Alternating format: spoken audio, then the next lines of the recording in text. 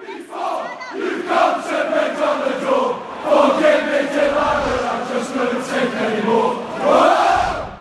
It's been a little while since I've done a video for the channel. I've just watched England beat Tunisia 2-1 last minute, so I'm quite happy with that, obviously. But this is a video about Stoke, any news that's happened recently, but more specifically, the big news that's dropped in the sense that Joe Allen has signed a new 4-year deal with the club, which I'm over the moon with for several reasons. Firstly, I was absolutely convinced that we would not be seeing Joe Allen at Stoke next year with us being relegated.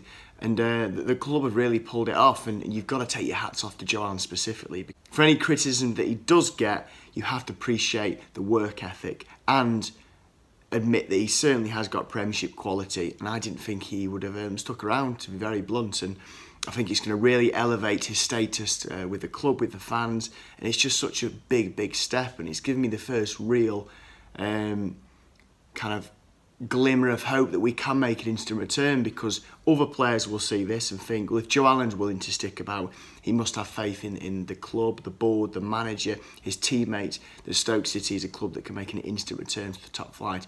I'm really over the moon about it. And also Joe Allen himself, he must be seeing something with Gary Rowett and the new backroom staff to suggest to him that we are going to make this instant return, because otherwise he would have been off. If he's not seen the potential of this return, he naturally would have departed. So I think it's a massive statement for everybody involved in the club. 4-year deal from Joe Allen, a massive statement in the club.